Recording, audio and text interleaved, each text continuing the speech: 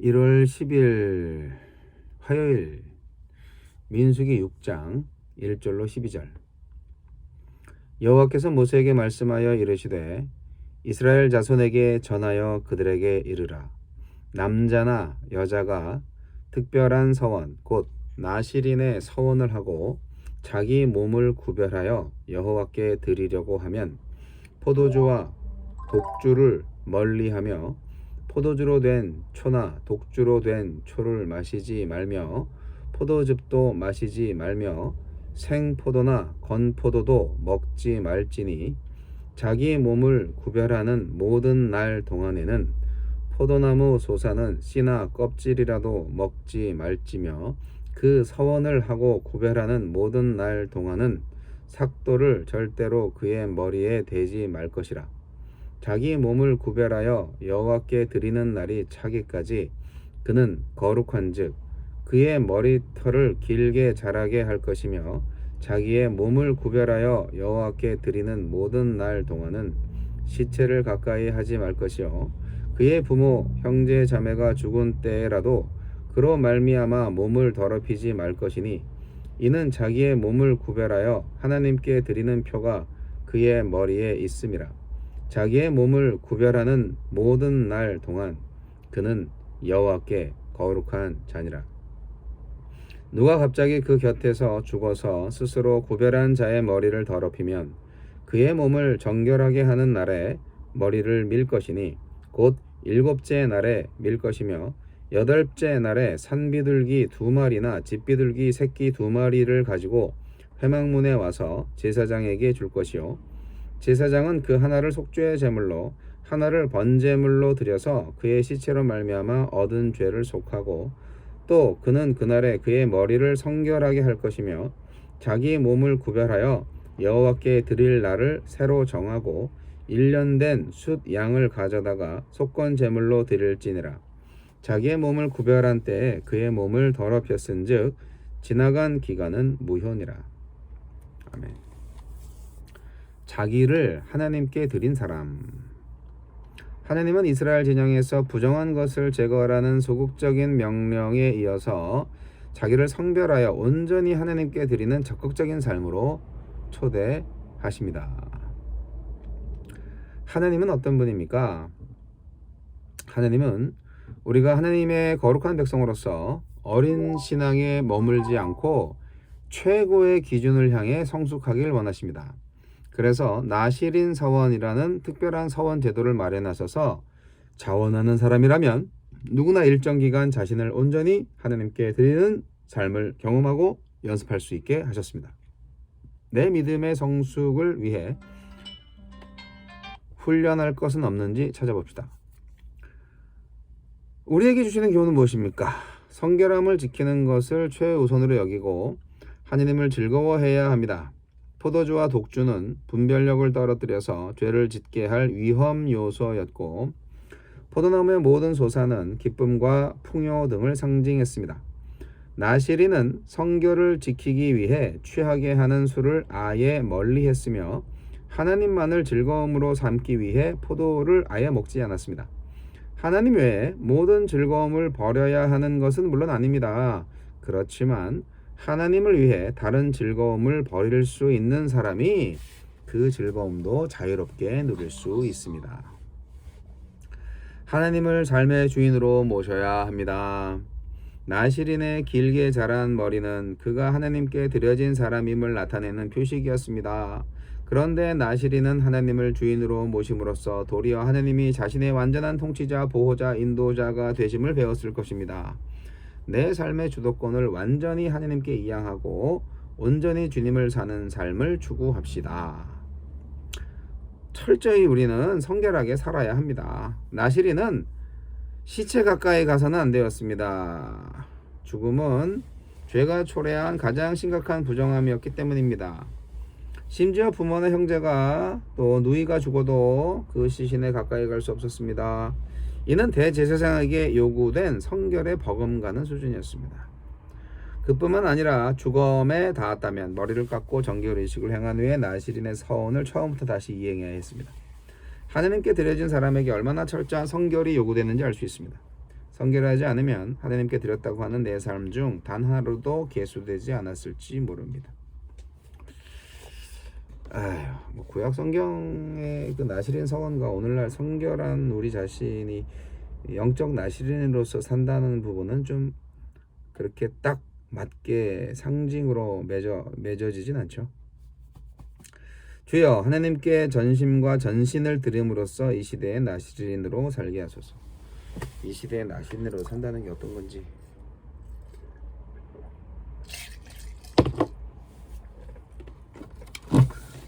나실인 제도는 뭐 고대 이스라엘에서만 있었기 때문에 좀 적용하기 어렵습니다. 오늘날 사회에서는, 오늘날 21세기를 사는 한국 기독교에서 나실인을 바로 이렇게 딱 적용할 수 있는 제도는 아무것도 없습니다.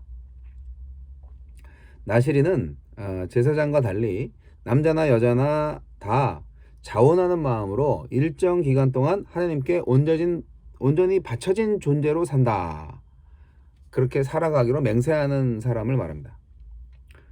어떻게 보면 일정 부분에 있어서 제사장보다도 더 아주 그 엄격한 그 규칙을 따져서 성결하게 일상생활로부터 자신을 완전히 구별한 그런 존재였죠. 나실인이라고 부르진 않았지만 성경에서 나실인의 삶을 산 사람들을 예로 들 수 있는데, 요셉이나 사무엘이나 삼손들이 전 생애를 드린 사람들이잖아요. 그래서 뭐 나실인 같은 사람들은 있어요. 근데 정확하게 나실인으로, 글쎄요, 그건 잘 모르겠어요. 삼손이 나실인이었다는 얘기는 있지만 뭐 나실인처럼 안 살았으니까. 여하튼 어떤 사람이 하나님 앞에 특별한 서원, 나실인의 서원을 할 때 이제 이런 규례를 지켜야 된다, 이런 얘기를 하는 겁니다. 사실은 제가 그 고등학교 때 술을 먹느냐 안 먹느냐, 기독교인이 꼭 술을 안 먹어야 되나, 이런 생각을 하다가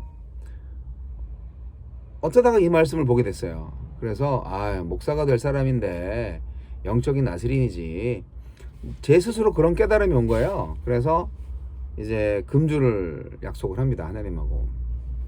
물론 대학생 때 살짝 한번 깬 적이 있어요. 교회 그 대학부 모임에 우르르 갔다가 엉겁결에 그 와인 한 잔 마신 적이 있어요. 약간 교회 청년부가 더 무섭다니까요. 저를 유혹에 빠지게 하는. 자, 그런데 그냥 제 마음속에 하나님하고 약속을 하고 싶더라고요. 저는 술을 먹지 않겠습니다 라고.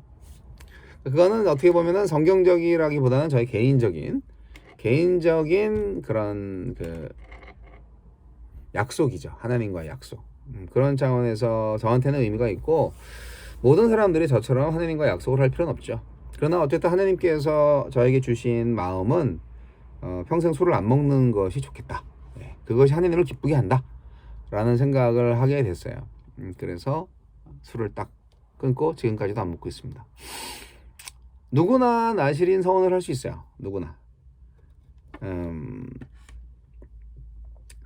구약 성경 시대에 그 레위 지파 사람들은 어차피 그 레위인이라는 것 자체가 하나님한테 완전히 구별된 존재들이잖아요. 그런데 그럼에도 불구하고 자발적으로 이제 하나님께 드린 바 되는, 내가 하나님께 완전히 헌신된 사람이 되고 싶다, 이런 기회도 또 주신 거예요. 그러니까 누구나 그 기회가 열려 있는 거죠. 뭐 레위인이 아니라도 가능한 거죠. 그죠? 그러니까 어떻게 보면은 공평한 거죠. 자유롭게. 남자뿐 아니라 여자도 허용되었다는 것도 대단하지 않습니까? 여자도 나실인이 될 수 있다. 한정된 기간 동안 하나님이 기뻐하실 만한 그런 특별한 목적을 위해서 자기 몸을 구별해서 여호와 하나님께 드리도록 한 겁니다. 이건 완전히 일정 기간 동안 이렇게 뭐 그냥 도 닦는 것 같은 그런 느낌. 세속적인 쾌락을 멀리하고 온전히 자신의 시간, 재능, 자원을 그 목적을 위해서 사용하는 것을 의미하는 겁니다. 근데 신약 성경으로 말하면 아이고 우린 다 영적인 나실인이다 이렇게 해석할 수밖에 없어요. 영적인 나실인이다. 우린 하나님한테 완전히 헌신된 사람이다. 그렇게 해석을 할 수밖에 없습니다. 일상의 모든 일에서 하나님의 거룩하심을 드러내야 하는 존재들이 바로 그리스도인들이죠. 그리고 그런 거죠. 전생애가 하나님께 바친 바 되었지만 특별히 뭐 특별한 기간을 정해서 단기 성결라든지 뭐 자원봉사를 할 수 있다. 뭐 그렇게 생각할 수 있죠. 어쨌든 마음은 그렇습니다. 근데 실제로 고대 이스라엘에서 나시린은 정확하게 서원을 하면 이제는 완전히 하나님께서 정한 삶을 살아야 하는 거예요. 그래서 그들이 뭘 지켜야 되는가 했을 때 이제 아까 제가 말씀드렸던 포도의 즙도 가까이 하지 말라. 예. 포도주는 물론이고 포도 열매의 그 즙도 가까이 하지 말라. 포도는 뭐예요? 가나안의 대표적인 농산물이죠. 사실 그것이 어떻게 보면은 그곳에 가나안의 물질 만능주의와 아주 쾌락주의, 타락한 그 놀이 문화를 상징합니다. 이 포도주라는 게. 그래서 그 포도와 관계된 걸 완전히 다 끊어야 되는 거죠. 그리고 이제 머리를 자르지 말아야 된다. 머리에 삭도를 대지 말아야 된다. 그리고 어떤 경우라도 시체를 가까이 하지 말아야 된다.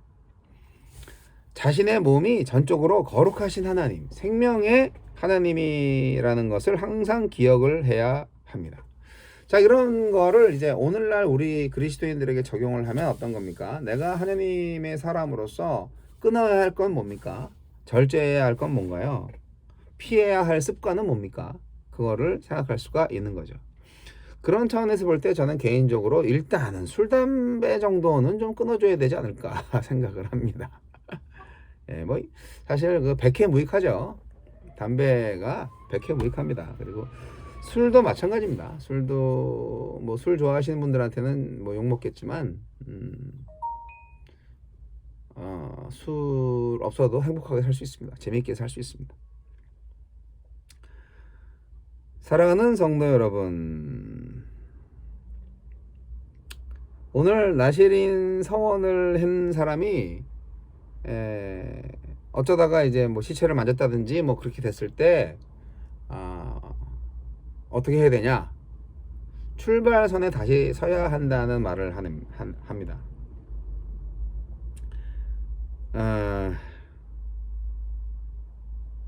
그런 설명하셨잖아요. 실수로 시신에 그 긴 머리털이 살짝 닿았다. 그러면 몸을 씻고 머리를 밀고 7일 동안 정결 기간을 거친 후에 8일째 비둘기로 속죄 제물과 번제물을 드리고 숫양으로 속건 제물을 드렸는데요. 이 경우에 그 전까지 지킨 그 서원 기간은 무효가 되고요. 처음부터 다시 기간을 정해서 해야 한다고 말하고 있습니다. 이건 어떻게 보면은 뭐 징계나 형벌 개념이 아니라 그냥 처음부터 다시 할 수 있는 기회를 주신다, 이런 차원으로 생각을 하는 건데요. 한편으로는요, 또 한 번 서운한 것에 대해서 절대 취소하면 안 된다, 그런 말도 있습니다. 끝까지 책임을 다해야 한다는 말이죠. 그래서 이것을 이제 신약적으로 또 해석을 하면 하느님과 한 번 약속한 거 절대로 어기지 말아라, 이런 얘기를 하는 겁니다. 물론 이것은 섣부르게 감정에 이렇게 휩싸여서 주의 종 되기로 서원 기도한 거 이거 지켜야 된다고 그거하고는 좀 다릅니다. 네. 부흥회 때 가서 감정에 북받쳐 가지고 서원 기도한 사람들 다 주의 종 돼야 된다고 이렇게 잡아매시면 안 됩니다. 중간에 하기 싫으면 할 수 없는 거예요. 그런 사람들이 억지로 주의 종 됐다가 오히려 더 많은 사람들을 망치고 자신도 불행해질 수 있어요. 그래서 해석은 다 나름대로 다르지만 하나님은 융통성이 없는 분이 아니시거든요. 네. 여러분은 나시린이십니까? 하나님한테 바쳐진 존재입니까? 그렇다면 뭔가 좀 제대로 절제하고 있습니까? 한번 잘 생각해 보십시다. 어쨌든 깨끗하게 살자고요. 네, 부정 타지 않고 저는 살면서 중간중간 우리가 좀 훈련을 위해서라도 나시린 서원 비슷한 거를 할 필요는 있다라는 생각을 합니다. 네.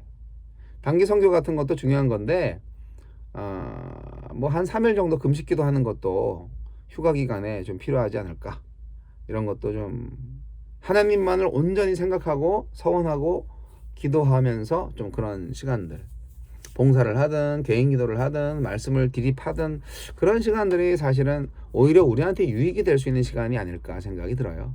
나실인 된다고 해서 하나님이 나실인 없다고 무슨 뭐 하나님이 일을 못 하겠어요? 아니죠. 결국 그러한 마음을 받으시고 그 나실인을 통하여서 하나님께서 더 큰 복을 주시고자 하는 의미 아닐까요? 하나님은 우리가 없이도 세계를 잘 돌아보시고 일을 잘 하시는 분이에요.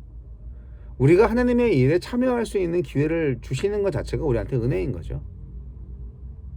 여러분, 나실인 서원을 한번 해보시기 바랍니다.